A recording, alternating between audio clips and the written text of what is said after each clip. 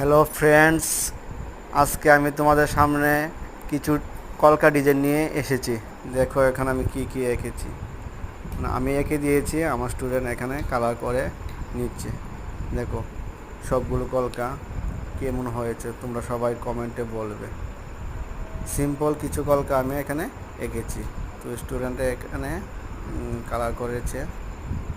তো কেমন হলো তোমরা প্লিজ কমেন্ট করে জানাবে আমাকে। সিম্পল কলকা ব্ল্যাক পেপারে আঁকতে সুন্দর ছিল, কিন্তু এখানে ব্ল্যাক পেপার ছিল না, তার জন্য আমি হোয়াইট পেপারই এখানে এঁকে দিয়েছি। তো হোয়াইট পেপারে কলকা এঁকে রেড কালার দিয়ে কিছু রং করে দিয়েছি। তোমরা বলবে কেমন হয়েছে এখানে কলকাটা।